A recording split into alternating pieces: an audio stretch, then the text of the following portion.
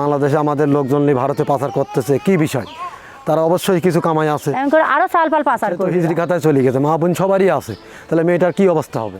সাইফুল হিজরা phone দিলে পরে চলে যায়, বাড়িতে ভাত খায় না, ওখানেই খায়, বাড়িতে আসে না ঠিক মতো। আজ 5-6 মাস ধরে ওর সাথে ওই সম্পর্ক। বাড়িতে আসলে বাড়িতে থাকে না, ওই সাইফুল হিজরার কাছে চলে যায়, ফোন দিলে পরে সাইফুল হিজরার কাছে চলে যায়। গত রাইতে যে হৃদয় একটা সওয়াল লিগেছে, আবার কিছুদিন পর আবার একটা লিবি কল গুপ মারি থাকে, আবার লিবি কল আরাম করি এমন করে আরো সালপাল পাচার করবিরা। আমরা তো আতঙ্কই হয়ে যাচ্ছি, এই ছেলে নিয়ে যাওয়া যায়। তার এখন এই যে বোডা আছে, যুবক বউ মা এদের কান্দাকাতি করছে, শুনকে খারাপ লাগছে না দেখতে। বাংলাদেশে আমাদের লোকজন নিয়ে ভারতে পাচার করতেছে কি বিষয়? তারা অবশ্যই কিছু কামাই আছে। সে ছেলেটা বিয়ে করেছিলাম বিদায়, সে ছেলেটা লক করে আছে। এ তো মনে হয় গরিব মানুষ, যার একটা সংসার আছে, বোর্ডার মেয়েটার কি অবস্থা হবে বলেন? সে তো হিজরি খাতায় চলে গেছে, মা বোন সবারই আছে, তাহলে মেয়েটার কি অবস্থা হবে? এখানে ভাত খাবার বাপ মা দিতে পারে সবই, মান সম্মানটা জিনিসটা কেউ দিতে পারে না। এটি বজায় রাখার জন্য বিয়ে দেওয়া ভাই সবাই। আমি তো আমার মেয়েকে রাখতে পারতাম, মান সম্মানের জন্য আমি বিয়ে দিয়েছি, পড়ার হাতে ধরে দিয়ে। এখন এই ছেলে যদি হিজরি হয়ে চলে যায় ভারতে, পাচার করে দেয়, তাহলে এগুলো কেমন হয় করেন? হিজড়ির আমরা বিচার চাই। ঈদের দিন সারাদিন এখানে শুয়ে আমরা দেখলাম এখানে দ্বারা কী বলে হিজড়িয়ার সাথে কথা বলতে। আমি আমার বাড়িওয়ালার সঙ্গে কথা বললাম, কী বল ছেলে হিজড়ার সঙ্গে কথা বলে কে? আমরা পুরুষ মানুষের সাথে ঘুরবো, হিজড়ার সঙ্গে বেরাবে কেরা? হিজড়া যারা হিজড়ার সঙ্গে বেরাবে। তা আমি এই কথা বললাম। তারপর আমার বাড়িওয়ালা বললো না কিছু বলার কাম না, এখন আমার ভাই তুই কী বলবো? পর আমি আমার বাড়িওয়ালাকে বললাম একটু বোমার সঙ্গে একটু আলাপ করে কথা বলো এই বিষয়। তাও আমি বলেছি, বলছে না ঠিকই আছে, ছেলে ভালো, 3 বছর বিয়ে হওয়া, আজকে 6 মাস হলে ছেলে বাড়িতে থাকেও না, ঠিকভাবে করে না। 3 বছর ভালোই চলছিল, বিয়ে করার জন্য যে লাগাইছিল তাড়াতাড়ি আমাকে বিয়ে দাও, আমার বিয়ে দিলাম। বিয়ে দেওয়ার পর থেকে সাইফুল হিজরা এখানে 5 মাস হলে আসছে, সেখানে আমার ছেলে বাসায় থাকে না, আমার সাথে কাজ করতে যায়, আমার ভালো লাগে না, অমুক লাগে। যখনই সাইফুল হিজরা ফোন দেয় সেখানে আমার ছেলে চলে যায় বাসায় থেকে। আবার খাতে যেতে একসঙ্গে খাতে যায়, ক্যান্টিনে খাওয়া দাওয়া করতে যায়, আমার সাথে খায় না, সে সাইফুল হিজরার সাথে খাতে যায়। ও বলছে আমি আজ কাজে যাব না। আমি বলছি তুই কাজে যাবি না কে? বলছে না আমার ভালো লাগছে না। পরে আমি 3 তলা থেকে আসি, নিচতলা দেখি ওই হিজরা কাজে আসে নাই।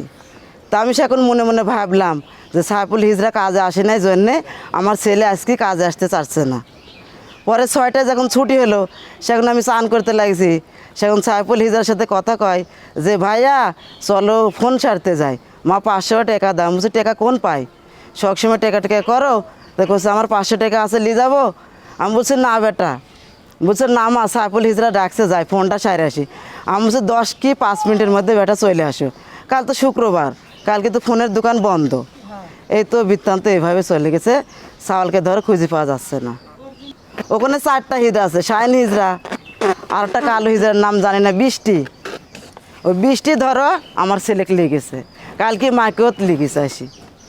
হিজরা উঠে কয় যে মাসিমা আপনি থামেন, 5 দিন পরে চলে আসবে।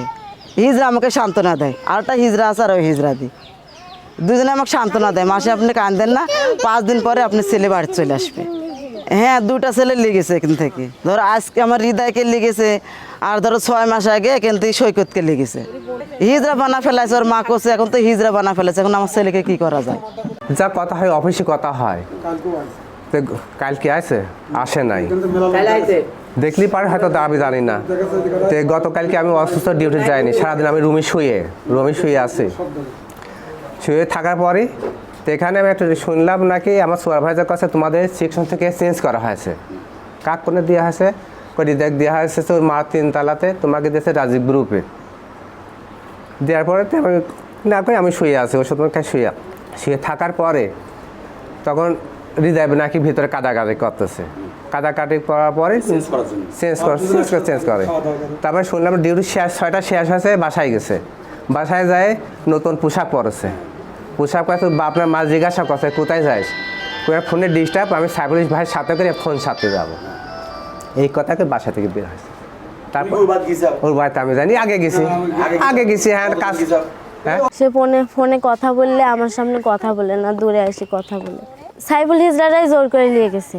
আমার স্বামী আমি বাড়িতে চাই।